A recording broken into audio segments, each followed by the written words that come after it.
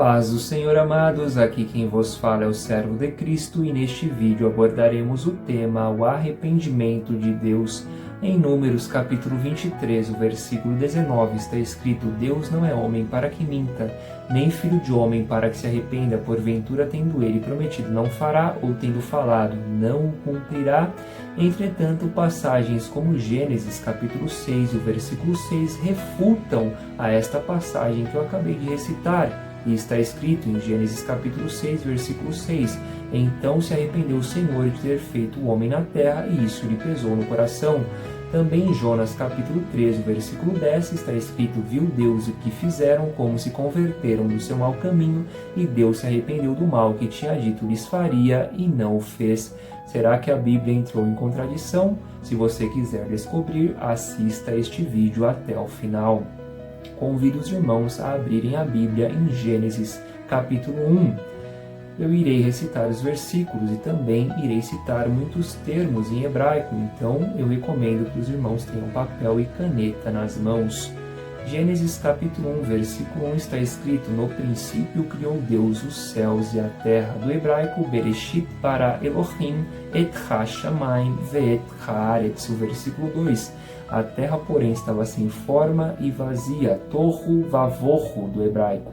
Havia trevas sobre a face do abismo e o Espírito de Deus pairava por sobre as águas. O versículo 3: Disse Deus, do hebraico Vaiomer Elohim, haja luz, e houve luz. O versículo 4: E viu Deus que a luz era boa, e fez separação entre a luz e as trevas. E viu Deus que era bom, do hebraico Vayar Elohim Kitov.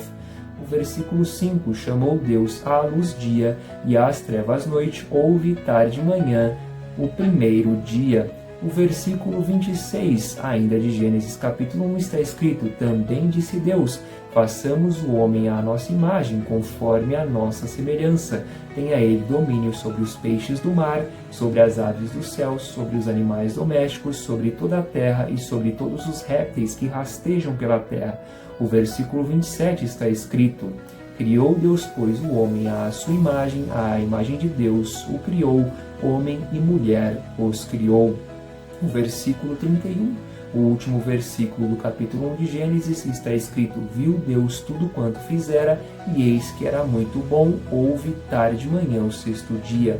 Ou seja, o arrependimento de Deus não tem a ver com o erro, porque Deus é perfeito e tudo o que Deus fez e faz é muito bom.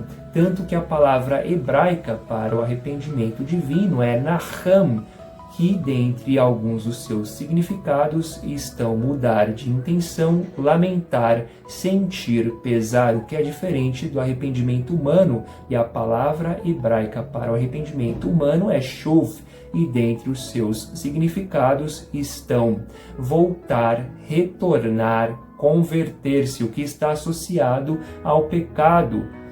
O homem comete iniquidade e se arrepende e retorna para Deus, retorna para o seu Criador.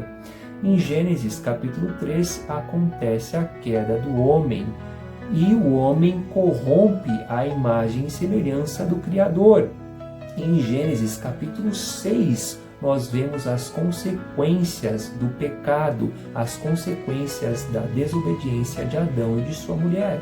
Gênesis capítulo 6, o versículo 5 está escrito: Viu o Senhor que a maldade do homem se havia multiplicado na terra e que era continuamente mal todo o desígnio do seu coração. Versículo 6: Então se arrependeu o Senhor de ter feito o homem na terra, e isso lhe pesou no coração. Versículo 7: Disse o Senhor: Farei desaparecer da face da terra o homem que criei, o homem e o animal, os répteis e as aves dos céus, porque me arrependo de os haver feito. O versículo 8: Porém Noé achou graça diante do Senhor. Noé era um homem obediente aos preceitos e ordenanças de Deus, mesmo em meio a uma geração perversa. Noé não se deixou contaminar. Apenas algumas observações antes de prosseguirmos. Gênesis capítulo 1, versículo 31. Viu Deus tudo quanto fizera, e eis que era muito bom. Gênesis capítulo 3 acontece a queda e Gênesis capítulo 6, o versículo 5, nós vemos as consequências da queda. Está escrito, irei recitar novamente, viu o Senhor que a maldade do homem se havia multiplicado na terra e que era continuamente mal todo o desígnio do seu coração. Ou seja, o arrependimento de Deus tem a ver, e eu irei conjecturar, com Deus vendo a sua criação, que era essencialmente boa, se tornar má, se tornar perversa. E a palavra hebraica que se encontra em Gênesis capítulo 6, versículo 6, então se arrependeu o Senhor de ter feito o homem na terra, Vainachem, que vem da raiz hebraica Nacham, e significa que Deus se entristeceu, doeu-lhe no coração ter criado o homem, porque o homem se tornou mau. Entretanto, como está no versículo 8 de Gênesis capítulo 6, porém Noé achou graça diante do Senhor. Em Gênesis capítulo 7, o versículo 1 está escrito, disse o Senhor a Noé, entra na arca tu e toda a tua casa, porque reconheço que tem sido justo diante de mim no meio desta geração. E a arca representa Cristo. Hoje, todos nós que estamos em Cristo Jesus, estamos salvos da ira e do juízo vindouro, como está em Romanos capítulo 8, versículo 1. Agora, pois, já nenhuma condenação há para os que estão em Cristo Jesus. Mas voltando para Gênesis capítulo 7, o versículo 4, está escrito, porque daqui a 7 dias farei chover sobre a terra durante 40 dias e 40 noites, e da superfície da terra exterminarei todos os seres que fiz. O versículo 5 está escrito, e tudo fez Noé segundo o Senhor lhe ordenara. O versículo 6, tinha Noé 600 anos de idade quando as águas do dilúvio inundaram a terra. O versículo 7, por causa das águas do dilúvio, entrou Noé na arca, ele com seus filhos, sua mulher e as mulheres de seus filhos. Ou seja, como está em Gênesis capítulo 7, o versículo 5, e tudo fez Noé segundo o Senhor lhe ordenara. Noé era obediente a Deus, e a melhor maneira de agradar a Deus é obedecendo a Ele, como está em 1 Samuel capítulo 15, o versículo 22. Porém Samuel disse, tem porventura o Senhor tanto prazer em holocaustos e sacrifícios, quanto em que se obedeça à sua palavra? Eis que obedecer é melhor do que o sacrificar, e o atender melhor do que a gordura de carneiros. Apenas recapitulando para prosseguirmos, o arrependimento de Deus em Gênesis capítulo 6 tem a ver com Deus se entristecer, doer no coração de Deus ter feito o homem, porque aquilo que era essencialmente bom se tornou mal, se tornou perverso. Passando para 2 Samuel capítulo 24, o outro arrependimento de Deus, também da raiz hebraica Nacham, só que aqui o significado é diferente, tem a ver com mudar de intenção. 2 Samuel capítulo 24, versículo 1 está escrito, tornou a ira do Senhor a acender-se contra os israelitas, e ele incitou a Davi contra eles, dizendo, vai e levanta o censo de Israel e de Judá. E Davi levantou. Antes de continuarmos em 2 Samuel capítulo 24, eu gostaria de passar para Amós capítulo 8, versículo 6, que está escrito, para comprarmos os pobres por dinheiro e os necessitados por um par de sandálias e vendermos o refúgio do trigo. Ou seja, para a maior parte dos israelitas, a vida humana não tinha valor algum. E eu repito, para a maior parte, não para todos. Alguns vão citar que Amós aconteceu a posteriori, ou seja, muito depois da época de Davi, o que está correto. Entretanto, mesmo antes de Davi, os israelitas já cometiam iniquidade e coisas abomináveis aos olhos do Senhor. Eles abandonavam o Senhor e seguiam a deuses que por natureza não são. Mas voltando para 2 Samuel capítulo 24, o último capítulo de 2 Samuel, o versículo 13, Gad, ele veio trazer o juízo de Deus sobre Davi por conta do censo que ele levantou. 2 Samuel capítulo 24, versículo 13, está escrito, veio, pois, Gad a Davi e lhe fez saber, dizendo, queres que 7 anos de fome te venham à tua terra, ou que por 3 meses fujas diante de teus inimigos e eles te persigam, ou que por 3 dias haja peste na tua terra? Delibera agora e vê que resposta hei de dar ao que me enviou. Deus dá 3 opções para Davi, ou seja, cair nas mãos dos homens ou cair nas mãos de Deus. o que Davi escolhe e dá uma resposta extraordinária que se encontra no versículo 14 ainda de 2 Samuel, capítulo 24.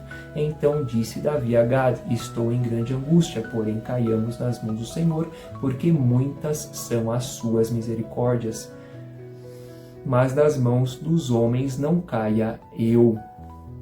E no versículo 16 está escrito: estendendo, pois, o anjo do Senhor a mão sobre Jerusalém para a destruir, arrependeu-se o Senhor do mal e disse ao anjo que fazia a destruição entre o povo: basta, retira a mão. O anjo estava junto à eira de Araúna, o Jebuseu. Ou seja, Deus, ele se compadeceu do seu povo. Ele mudou o juízo. O anjo do Senhor ia destruir a Jerusalém. Como está no Salmos 30, o versículo 5, porque a sua ira dura só um momento, no seu favor está a vida, o choro pode durar uma noite, mas a alegria vem pela manhã, fazendo algumas associações. 2 Samuel, capítulo 24, versículo 1, tornou a ira do Senhor a acender-se contra os israelitas. Mas, como eu acabei de citar no Salmos 30, versículo 5, porque a sua ira dura só um momento, ou seja, Deus, ele é misericordioso, a sua ira dura só um momento, enquanto a ira do homem pode durar por uma vida inteira. Ou seja, entre cair nas mãos dos homens e cair nas mãos de Deus, escolham sempre as mãos do Senhor. Passando agora para Jonas, a parte final deste vídeo. Jonas não queria pregar para os ninivitas, porque além de serem inimigos do seu povo, eles eram um povo extremamente violento. Eles esfolavam as suas vítimas, entre outras abominações que eles cometiam. Entretanto, Jonas capítulo 2, versículo 10 está escrito: falou, pois, o Senhor ao peixe, e este vomitou a Jonas na terra. E no capítulo 3 de Jonas, ele começa a pregar em Nínive. Jonas capítulo 3, o versículo 4, está escrito: começou Jonas a percorrer a cidade caminho de um dia e pregava e dizia: ainda 40 dias e Nínive será subvertida. E os ninivitas se convertem com a pregação de Jonas, tanto que no versículo 7 de Jonas capítulo 3 está escrito: e fez-se proclamar e divulgar em Nínive, por mandado do rei e seus grandes: nem homens, nem animais, nem bois, nem ovelhas provém coisa alguma, nem os levem ao pasto, nem bebam água. O versículo 8: mas sejam cobertos de pano de saco, tanto os homens como os animais, e clamarão fortemente a Deus, e se converterão cada um do seu mau caminho e da violência que há nas suas mãos. O versículo 9: quem sabe se voltará a Deus, e se arrependerá, e se apartará do furor da sua ira, de sorte que não pereçamos. O versículo 10, o último versículo do capítulo 3 de Jonas: viu Deus o que fizeram, como se converteram do seu mau caminho, e Deus se arrependeu do mal que tinha dito lhes faria, e não o fez. Novamente, Deus mostra uma misericórdia. Apenas algumas observações. No Velho Testamento, o povo de Deus eram os hebreus, eram os israelitas, os assírios, lembrando que Nínive era a capital da Síria. Os assírios, apesar de serem criatura de Deus, eles não eram essencialmente o seu povo, mas como está em Romanos capítulo 2, o versículo 11, porque para com Deus não há acepção de pessoas. Nós, homens, fazemos acepção de pessoas, mas Deus quer que todos sejam salvos, até mesmo pessoas perversas como os assírios. Entretanto, Jonas não gostou nada disso, como está no último capítulo do seu livro, Jonas capítulo 4, versículo 1, que está escrito: com isso desgostou-se Jonas extremamente e ficou irado. Versículo 2, e orou ao Senhor e disse: ah, Senhor, não foi isso que eu disse estando ainda na minha terra? Por isso me adiantei fugindo para Tarsis, pois sabia que és Deus clemente e misericordioso, tardio em irar-se e grande em benignidade, que te arrependes do mal. Jonas então sai da cidade e vai para um lugar para ver o que aconteceria com a cidade, pois Jonas ainda tinha esperança de que Deus destruiria a Nínive. E Deus, por conta do sol escaldante, faz crescer uma planta sobre Jonas para fazer sombra sobre a sua cabeça, o que Jonas se alegra extremamente, ele se agradou extremamente disso. Algumas Bíblias traduzem por aboboreira, entretanto a palavra hebraica é kikayon e o seu significado exato é incerto, provavelmente não era uma aboboreira. mas Deus manda um verme ferir a planta e Jonas fica extremamente irado, como está no versículo 9 de Jonas capítulo 4. Então perguntou Deus a Jonas: é razoável essa tua ira por causa da planta? Ele respondeu: é razoável a minha ira até a morte. Versículo 10: tornou o Senhor: tens compaixão da planta, que te não custou trabalho, a qual não fizeste crescer, que numa noite nasceu e numa noite pereceu. Versículo 11: e não hei de eu ter compaixão da grande cidade Nínive, em que há mais de 120.000 pessoas que não sabem discernir entre a mão direita e a mão esquerda, e também muitos animais. Ou seja, Deus, além de salvar os ninivitas, também salvou a Jonas de sua hipocrisia. Jonas teve compaixão da planta, mas não teve compaixão do seu próximo, do seu semelhante. Eu gostaria de terminar este vídeo com 1 Samuel capítulo 2, a oração de ano, versículo 6. O Senhor é o que tira a vida e a dá, faz descer à sepultura e faz subir. Deus dá a vida e a tira, entretanto ele não tem nenhum prazer nisso, ele quer que todos sejam salvos, como está em Ezequiel capítulo 18, versículo 32. Porque não tenho prazer na morte de ninguém, diz o Senhor Deus, portanto convertei-vos e vivei. A morte entrou no mundo por conta do pecado, como está em Romanos capítulo 6, versículo 23, porque o salário do pecado é a morte, mas o dom gratuito de Deus é a vida eterna em Cristo Jesus, nosso Senhor. Todos nós passaremos pela morte, caso o Senhor não volte. Maranata, ora vem, Senhor Jesus. Entretanto, Deus não tem prazer na morte de ninguém e é misericordioso. E apenas recapitulando para terminarmos este vídeo, em Gênesis capítulo 6, versículo 6, o arrependimento de Deus tem a ver com tristeza. Em 2 Samuel 24:16 e Jonas 3:10 tem a ver com compaixão. Deus se compadeceu tanto do seu povo como dos assírios, que apesar de serem sua criação, não eram o seu povo escolhido. Hoje é a igreja. Todo aquele que aceita Jesus como seu Senhor e Salvador se torna povo exclusivo de Deus. Que Deus abençoe a todos os irmãos que assistiram este vídeo, em o nome de Jesus. Amém e amém.